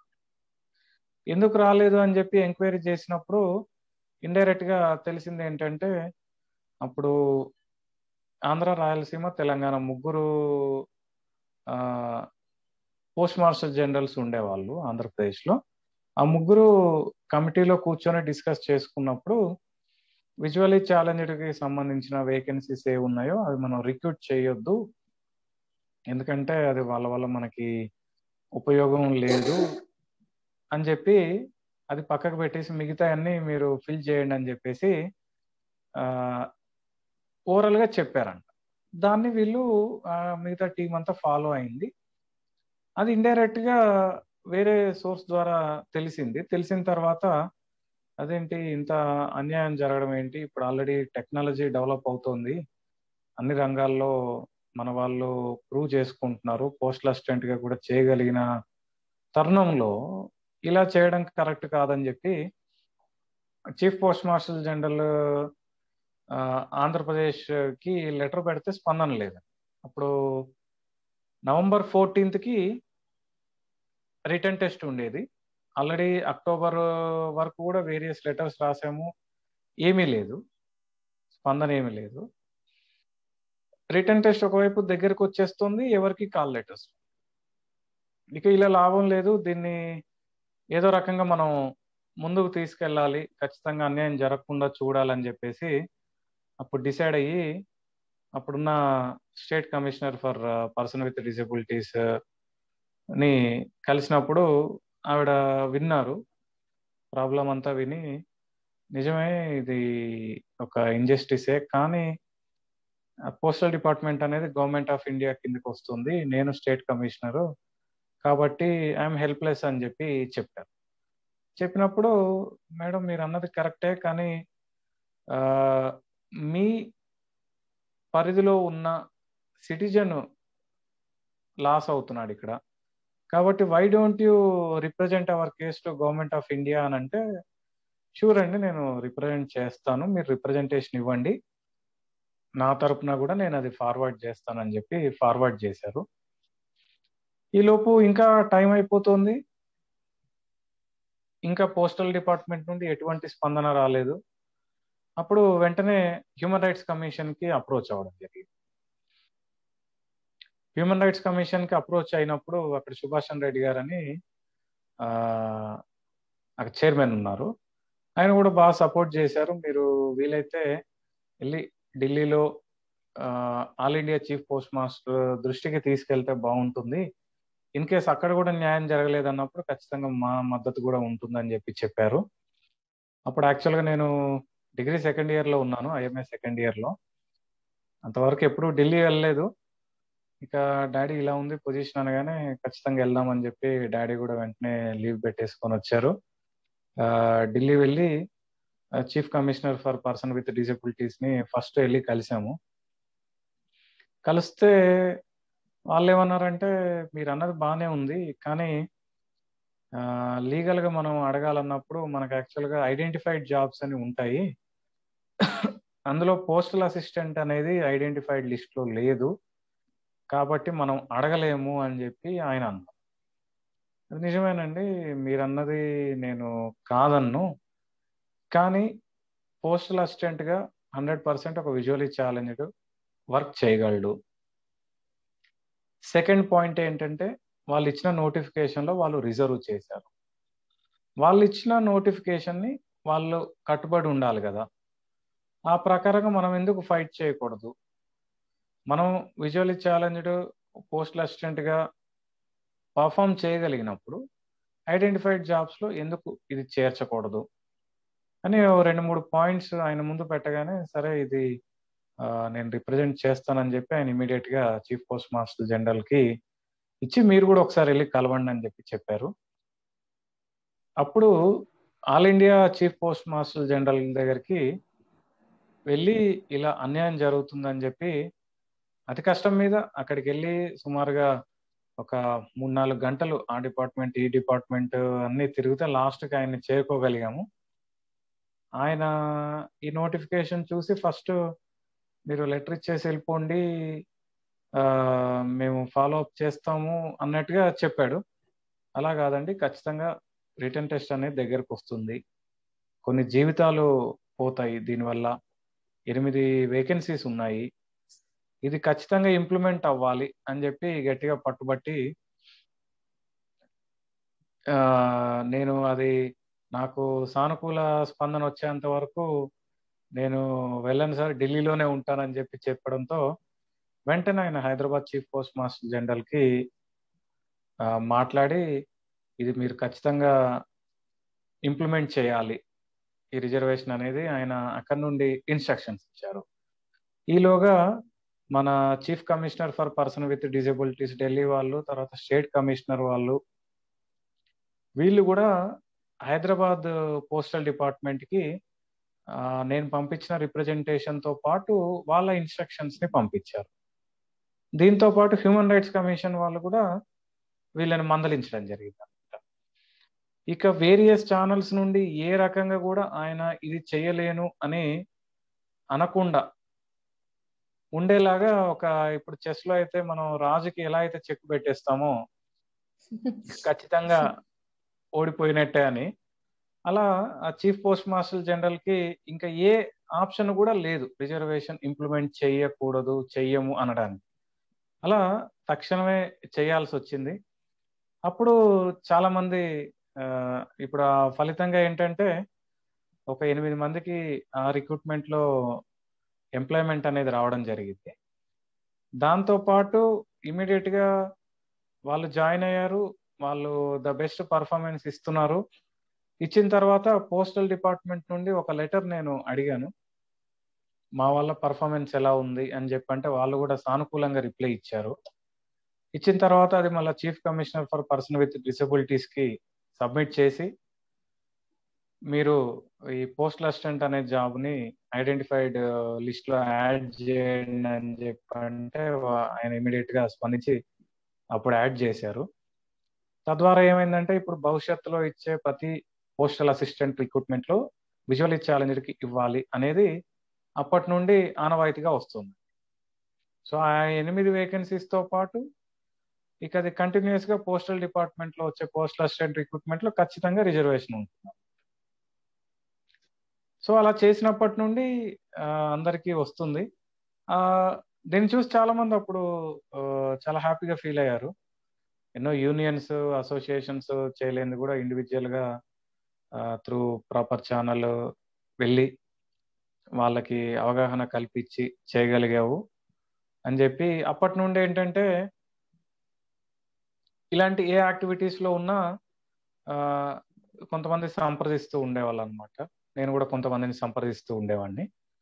సో ఒక సమయంలో మొన్న రీసెంట్ గా మన విసిఏ తెలంగాణ స్టేట్ వాళ్ళు కూడా పరోక్షంగా నువ్వు ఎన్నో చేయడం అవుతుంది సొసైటీకి, విసిఏ కూడా చాలా రకాలుగా నువ్వు పరోక్షంగా అందిస్తున్నావు, డైరెక్ట్ కమిటీలో ఉంటే బాగుంటుంది, ఇంకా నీ సర్వీసెస్ ఇంకా బాగా ఇవ్వడానికి ఒక అవకాశం ఉంటుంది కదా, వై డోంట్ యూ కమ్ అని చెప్పి అన్నప్పుడు సరేనండి అని చెప్పి రావడం జరిగింది. సో వచ్చిన తర్వాత కూడా యాక్టివిటీస్ లో అప్పుడు ఎలానైతే ఉన్నానో ఆ రకంగా మిగతా మెంబర్స్ అందరి సపోర్ట్ తో పాటు కొన్ని మంచి ప్రోగ్రామ్స్ చేయడం జరుగుతుంది. సో ఈ జర్నీ అనేది అలా కంటిన్యూ అవుతుంది. సో ఈ పోస్టల్ అసిస్టెంట్ నేను ఎందుకు చెప్పానంటే అదొక నాకు ఒక కాన్ఫిడెంట్ ఇచ్చింది అనమాట. మనకు ఉన్న రైట్స్ ని మనం అడగడంలో తప్పలేదు, మన రైట్స్ ని మనం అడగాలి, అడగంది అమ్మైనా అన్నం పెట్టదు అని మనకు ఒక సామెత ఉంది. కాబట్టి ఒకటేంటంటే వాళ్ళకి అవగాహన రాహిత్యం వల్ల ఒకటి నిర్లక్ష్యము. సో మనం ఎప్పుడైతే మనకు కావాల్సింది మనం అడుగుతామో, వాళ్ళకి అవగాహన కల్పిస్తామో, మనకి రావాల్సిన రైట్స్ ని, మనకు రావాల్సిన ప్రివిలేజెస్ ని, మనకు రావాల్సిన ఫెసిలిటీస్ ని మనం పొందడానికి ఒక అవకాశం ఉంది. సో దానికి ఏంటంటే మనం యూనిటీగా ఉండాలి. ఇండివిజువల్ గా వెళ్ళిన దానికి, ఒక అసోసియేషన్ ద్వారా వెళ్ళిన దానికి, మన వాయిస్ ఒక యూనిటీగా వినిపించిన దానికి చాలా తేడా ఉంటుంది. సో నా వాయిస్ ఒక గ్రూప్ ఆఫ్ పీపుల్ ద్వారా సంబంధించిన బాడీస్ కి వినిపించే అవకాశం ఉంటుంది. సో ఇండివిజువల్ గా ఉన్నదానికంటే సమిష్టిగా ఉంటే ఆ బలం వేరే ఉంది. అందుకని చెప్పేసి విసిఏని కూడా కాస్త బలోపేతం చేయడం జరిగింది. ఇప్పుడు కూడా చాలా మంచి మంచి యాక్టివిటీస్ అటు ఏపీలో అయితేనేమి, ఇటు తెలంగాణలో అయితేనేమి చేయడం జరుగుతుందండి, చాలా కార్యక్రమాలు. Yes sir, that was wonderful. First of all నిజంగా చెప్తున్నాను సార్, మీ పేషెన్స్ కి అండ్ మీ ప్రయత్నానికి హ్యాట్స్ ఆఫ్. రియలీ అసలు థ్యాంక్ యూ. అంత అన్ని అన్ని అంటే అడ్డులు అన్ని వచ్చినా కానీ you didn't give up sir. Thank you so much sir. Then మీ ఫ్యూచర్ ప్లానింగ్స్ ఏంటి సార్? ఏమైనా ఫ్యూచర్ అపార్ట్ ఫ్రమ్ ఎస్బీఐ కాకుండా మీ ఫ్యూచర్ ప్లానింగ్స్ ఏమైనా ఉన్నాయా? ఫ్యూచర్ ప్లాన్స్ ఉన్నాయండి. ఫ్యూచర్ ప్లాన్స్ అంటే నాకు ఇంకా పెద్ద కోరికలు ఏం లేవండి. సొసైటీకి ద బెస్ట్ సర్వీస్ని ఇవ్వగలగాలి. ఒక విజువలీ ఛాలెంజ్డ్ అంటే ఒక స్పెసిఫిక్ థింగ్కి లేకపోతే ఒక స్పెసిఫిక్ సెక్టార్కి అనే కాకుండా అన్ని రకాలుగా ముందుకెళ్ళాలి, అన్నింట్లో ఉండాలి అనేది నా కోరిక అండి. దాంట్లో భాగంగా ఏ రకమైన కాంట్రిబ్యూషన్ నా తరపు నుండి చేయగలిగిన సొసైటీకి ద బెస్ట్ పర్ఫార్మెన్స్ ఇవ్వాలి, ద బెస్ట్ సర్వీస్ ఇవ్వాలి, తద్వారా ఒక బెటర్ సొసైటీని బిల్డప్ చేయాలనేది నా మేజర్ కోరిక. Already you are giving such kind of అంటే మంచి సోషల్ సర్వీస్ చేస్తున్నారు. సో మీ డిజైర్స్ అంటే ఏమేమి కోరికలు ఉన్నాయో అవన్నీ డెఫినెట్ గా నెరవేరాలని మనస్ఫూర్తిగా కోరుకుంటున్నాను సార్. థ్యాంక్ యూ అండి. That was so wonderful and nice talking to you sir. Thank you so much. So sir మీరు లైక్ డిఫరెంట్ ప్లేసెస్ విజిట్ చేశారు. సో అవన్నీ నేను చెప్పను. సో లైక్ మీ నోట్ తోటే మీరు చెప్పేస్తే మా viewers at the same time నేను కూడా వింటాను సార్ వన్స్ అగైన్. షూర్ అండి. యాక్చువల్గా నాకేంటంటే చిన్నప్పటి నుండి కొత్త ప్లేసెస్ ఎక్స్ప్లోర్ చేయాలని, కొత్త ప్లేసెస్ విజిట్ చేయాలని ఒక కోరిక అనమాట. సో అలా చిన్నప్పుడు డాడీ చాలా ప్లేసెస్కి తీసుకెళ్లే వాళ్ళు. ఏంటంటే కొన్ని చిన్న అదేంటంటే చిలిపి కోరికలు ఉండేవాళ్ళు. పెద్ద వర్షంలో తడవాలని, తర్వాత ఎక్కడైనా వాటర్ ఎక్కువ జామ్ అవుతాయి కదండి, ఆ జామ్ అయిన వాటర్ నుండి ఫాస్ట్ గా నడవాలని, ఇలాంటి కొన్ని బురదలో జంపింగ్ చేయాలని, ఇలాంటి కొన్ని కోరికలు ఉండేవి అనమాట. సో అలా చిన్నప్పుడు చక్కగా వర్షం పడ్డదంటే తడవడం, బురదలో ఎంజాయ్ చేయడం, ఇవన్నీ జరిగేవి.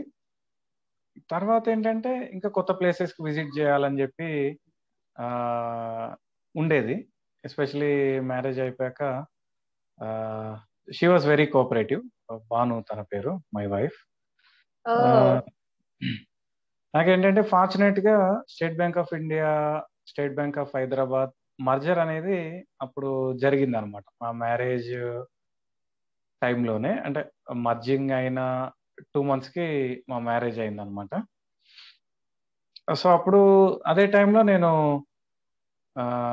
కన్ఫర్మేషన్ టెస్ట్ అవన్నీ రాయాల్సి ఉన్నప్పుడు వేరియస్ ట్రైనింగ్ ప్రోగ్రామ్స్ రావడం జరిగిందండి కోఇన్సిడెంటల్ గా. ఒకసారి జైపూర్లో ట్రైనింగ్ ప్రోగ్రామ్ వచ్చినప్పుడు 2 weeks ట్రైనింగ్ ప్రోగ్రామ్ అది. ఆల్మోస్ట్ ఆ 2 weeks లో అంటే first Monday to Friday training program ఉంది. అప్పుడు ఏం చేసామంటే ఇక్కడ నుండి సాటర్డే బయలుదేరి ఆ సండేని ఎందుకు వేస్ట్ చేయాలని చెప్పి ఆ సండే కొన్ని ప్లేసెస్, తర్వాత మండే టు ఫ్రైడే క్లాసెస్ అయిపోయాక మళ్ళీ సాటర్డే సండే ఇంకొక కొన్ని ప్లేసెస్, మళ్ళీ ట్రైనింగ్ అయిపోయాక మళ్ళీ ఆ సాటర్డే సండే అంటే సెకండ్ వీక్ ఫ్రైడే క్లాస్ అయిపోయాక సాటర్డే సండే ఆల్మోస్ట్ ఈ 5 days లో 5 states కవర్ చేసామండి. సో అలా ఇంకొకసారి ఔరంగాబాద్ లో ట్రైనింగ్ అయినప్పుడు Ajanta caves, Ellora caves, Shirdi temple, ఇలా కొన్ని ప్లేసెస్ కవర్ చేయడం అయింది. సో నాకు మొన్న 2019 ఆ టైంలో అంటే చిన్నప్పటి నుండి ఒక ఇంటర్నేషనల్ ట్రిప్ వేస్తే బాగుంటుందని చెప్పి ఉండేది, కానీ ఆపర్చునిటీ రాలేదు. ఫార్చునేట్గా 2019లో ఒక ఇంటర్నేషనల్ ట్రిప్ వేస్తే బాగుంటుందని చెప్పి అనుకున్నాను. అనుకొని 2019లో యూరోప్ ట్రిప్ వెళ్ళానండి. అక్కడ అరౌండ్ 6 countries కవర్ చేయడం జరిగింది. France, Italy, Germany, Austria, Switzerland and Vatican city. ఇందులో నాకు నచ్చింది ఏంటంటే మనకి లూయిస్ బ్రెయిలీ అంటే మన కమ్యూనిటీలో అందరికీ చాలా ఇష్టము, No. సుపరిచితం. So Louis Braille birth place France. So ఆ ప్లేస్ విజిట్ చేయడం అనేది నాకు అసలు చాలా హ్యాపీనెస్ ఇస్తుంది. ఇప్పటికి కూడా అది మర్చిపోలేను. అక్కడ వాలంటైన్స్ అవే మ్యూజియం నిజంగా లైఫ్ లో చూడాల్సిన మ్యూజియం అని అనిపించింది. మనకి లూయిస్ బ్రెయిలీ బర్త్ హిస్టరీ చదివినప్పుడు మనకి ఈ క్రూవ్రే, ఫ్రాన్స్ ఈ పేర్లన్నీ సుపరిచితం. నా చిన్న కోరిక ఏముండేదంటే ఎప్పుడైనా లూయిస్ బ్రెయిలీ పుట్టిన ప్రదేశానికి వెళ్ళగలుగుతానా, వెళ్తే ఎలా ఉంటుంది, ఆయన ఉన్న ప్లేసెస్ చూడగలుగుతామా అని అనిపించేది. కానీ అక్కడ మ్యూజియం కూడా చాలా బాగా అరేంజ్ చేశారు. ఆయన లైఫ్ హిస్టరీ మనకి కళ్ళ కట్టినట్టుగా అర్థమయ్యేలాగా చాలా బాగా అక్కడ ఎగ్జిబిట్ చేశారు. నిజంగా అక్కడ ఏంటంటే 2 days ప్రోగ్రామ్ ఉన్నప్పుడు 2 days సరిపోతుంది అని అనిపించింది. కానీ అక్కడికి వెళ్ళిన తర్వాత అసలు 2 days అనేది చాలా తక్కువ, ఇంకా కవర్ చేయాల్సింది చాలా ఉందని చెప్పి అనిపించింది అనమాట. అంత మంచి ఇక టైమే తెలియలేదు ఆ మ్యూజియంలో ఉన్నప్పుడు. మనకి లైన్ టైపు, మూన్ టైపు ఇవన్నీ మనం బుక్ లోనే చూసాం, కానీ ఫిజికల్ గా అసలు ఏంటి ఆ లైన్ టైప్ అంటే ఏంటి, మూన్ టైప్ అంటే ఏంటి, 12 డాట్స్ బ్రెయిలీ ఎలా ఉండేది, దాన్ని లూయిస్ బ్రెయిలీ ఎలా 6 డాట్స్ లోకి చేశారు, ఇవన్నీ కూడా చాలా బాగా అక్కడ చూపించడం జరిగింది అనమాట. సో అక్కడ తర్వాత మళ్ళీ మౌంట్ తితలీస్ అని, అది చాలా బాగా ఉందండి. అక్కడ ఏంటంటే ఒక మంచు పర్వతం అనమాట. జనరల్ గా మంచు పర్వతం అన్నప్పుడు కొన్ని ఏరియాస్ లో విజువల్ ఇంపైర్డ్ అలౌ చేయకపోవడము, లేకపోతే అది కాస్త రిస్కీ ప్లేస్ అని చెప్పి కొన్ని రిస్ట్రిక్షన్స్ ఉండడం. నిజంగా మనకి ఎంజాయ్ చేయాలని ఉన్నా కూడా వేరియస్ రిస్ట్రిక్షన్స్ వల్ల మనం వెళ్ళకపో వెళ్ళకపోకుండా ఉండే సందర్భాలు కొన్ని ఉంటూ ఉంటాయి. ఆ పేరెంట్స్ కూడా ఏంటంటే ఎందుకు రిస్క్ అని చెప్పి కొన్నిసార్లు చూసేవాళ్ళు. అక్కడ ఉన్న బ్యారియర్స్ అక్కడ ఉండడం, ఇలాంటి వాళ్ళ వల్ల మనం ఎంజాయ్ చేయాల్సినంత చేయకుండా ఉంటాం కొన్నిసార్లు. కానీ ఇక్కడ మౌంట్ తితిలీస్ ఏంటంటే ప్రతి ఒక్కరూ ఎంజాయ్ చేసే విధంగా ఒక డిసేబుల్ ఫ్రెండ్లీగా వాళ్ళు చాలా బాగా అక్కడ తయారు చేశారు. నిజంగా ఒక మంచు పర్వతంలో అక్కడ మంచుతో ఆడుకోవడం కానీ అల్టిమేట్ ఎంజాయ్మెంట్ అన్నది చేయగలిగాం అక్కడ. దాంతోపాటు ఇంకా ఈఫిల్ టవర్కి వెళ్ళినప్పుడైతే ఇంకా అసలు ఆ హాస్పిటాలిటీ కానీ ఆ స్పెషల్ ఫెసిలిటీస్ కానీ ఆసం అండి. అసలు వెళ్ళగానే వాళ్ళు తీసుకొచ్చి ఒక బ్రెయిలీ మెటీరియల్ ని చేతికి ఇచ్చారు. ఇచ్చేసి ఇది ఈఫిల్ టవర్, ఇది చదవండి అని చెప్పి ఆ టాక్టిక్ డయాగ్రామ్స్ తో చూపించి, తర్వాత దాని హిస్టరీ అంతా బ్రెయిలీలో చదువుకోమని చెప్పి కాసేపు అక్కడ కూర్చోమని, తర్వాత అక్కడ మనం తీసుకోవాల్సిన జాగ్రత్తలన్నీ ఒక స్పెషల్ గైడ్ ని అరేంజ్ చేస్తామన్నారు. ఇక స్పెషల్ గైడ్ వద్దు అని చెప్పి, అంటే ఆల్రెడీ మా ఫ్యామిలీ మెంబర్స్ తో నేను ఉంటానండి, స్పెషల్ గైడ్ అవసరం లేదని చెప్పినప్పుడు, ఇన్ కేస్ మన ఫ్యామిలీ మెంబర్స్ కి మనల్ని ఎలా హ్యాండిల్ చేయాలో తెలిసినప్పటికీ కూడా వాళ్ళు ఒక రకమైన ట్రైనింగ్ ఇచ్చేవాళ్ళు. ఇలా పట్టుకోవాలి, ఇలా తీసుకెళ్ళాలి, ఇక్కడ ఇలా ఉంటుంది, ఇక్కడ స్టెప్స్ వచ్చినప్పుడు ఇలా చెప్పాలి, ఇవన్నీ మీకు తెలిసినా కూడా ఒకసారి చెప్పాల్సిన బాధ్యత అని చెప్పి ఆ రకంగా వాళ్ళకి అవేర్నెస్ కల్పించి మనకి స్పెషల్గా, చాలా స్పెషల్గా ప్రతి స్టేజ్ లో కూడా ఈవెన్ ఫ్యామిలీ మెంబర్స్ ఉంటారని చెప్పినా కూడా గైడ్ అకంపెనీ చేస్తూ మనం ఏ ఇన్కన్వీనియన్స్ ఫీల్ అవ్వకుండా, ప్లస్ అక్కడ ఉన్నది ప్రతి ఈచ్ అండ్ ఎవ్రీథింగ్ మనం ఎంజాయ్ చేసేలాగా చాలా బాగా గైడ్ చేశారు. ఇవన్నీ మంచి మెమరబుల్ ఎక్స్పీరియన్సెస్ అండి యూరోప్ ట్రిప్ ద్వారా. సో అలా మన టూరిజం కూడా అలాంటి ప్రయత్నాలు చేస్తే బాగుంటుందని చెప్పి అనిపిస్తూ ఉంటుంది అనమాట. Yes sir. సో యాక్చువల్ గా మీ ప్లేస్ లో నేనంటే మాత్రం ఖచ్చితంగా ఐ మేడ్ మై లైఫ్ అని అనుకుంటాను. సర్లే ఎన్నెన్నో అనుకుంటాం, అన్ని అవుతాయా? కానీ so that was wonderful sir. ఖచ్చితంగా అవుతాయండి. So that was wonderful and very nice to talk to you sir. It was like నిజంగానే యూఆర్ లైక్ మీరు చాలా ఎంజాయ్ చేశారు అనేది నేను అనుకుంటున్నాను సార్. ఖచ్చితంగా అండి, చాలా ఎంజాయ్ చేశాను. Yeah sir. So sir, how do you feel that being on this show ప్రత్యేక అతిథితో ముఖాముఖి కార్యక్రమం? చాలా యాక్చువల్ గా ఎంజీ నెట్వర్క్స్ వాళ్ళు ఈ ఆపర్చునిటీ ఇచ్చినందుకు first of all thank you so much. మన తెలుగు వ్యూవర్స్ అందరితో ఇంటరాక్ట్ అయ్యే ఒక ఆపర్చునిటీ వచ్చింది. చాలా హ్యాపీగా ఉందండి ప్రోగ్రామ్ లో పార్టిసిపేట్ చేసినందుకు, మన వ్యూవర్స్ తో అన్ని విషయాలు పంచుకున్నందుకు నిజంగా చాలా హ్యాపీగా ఉంది. Thank you so much everyone and thank you so much to MG networks. Thank you sir, thank you so much. So yeah sir, చూసారు కదండి, దిస్ ఇస్ ప్రత్యేక అతిథి ముఖాముఖి కార్యక్రమంలో నవీన్ గారు తన వాల్యుబుల్ టైం ని మనందరి కోసం కేటాయించి సూపర్బ్ ఎక్స్పీరియన్సెస్ కావచ్చు, తన యొక్క ప్రతి ఒక్క ఫీలింగ్ మనతో షేర్ చేసుకుని I think it was a great time with us. So ఇలాగే ఎంజీ నెట్వర్క్స్ తో ఎప్పుడు మీరందరూ ఎల్లప్పుడూ ఉంటూ ఎంజీ నెట్వర్క్స్ ని ఇలాగే ఆదరిస్తూ మీ యొక్క అభిమానం, ఆప్యాయత ఇలాగే మాతో ఆర్ఎల్స్ మాపై ఉండాలని కోరుకుంటూ signing off. Good night with your Monika. Bye. ఇంతవరకు మీరు మా ఎంజీ నెట్వర్క్స్ని సబ్స్క్రైబ్ చేసుకోకపోతే కింద కనిపిస్తున్న రెడ్ కలర్ సబ్స్క్రైబ్ బటన్ని ప్రెస్ చేసి పక్కన వచ్చే బెల్ ఐకాన్ని క్లిక్ చేసి ఆల్ మీద ట్యాప్ చేయండి. ఇలా చేయడం ద్వారా మేము అప్లోడ్ చేసే ప్రతి వీడియో నోటిఫికేషన్ మీ మొబైల్కి వస్తుంది.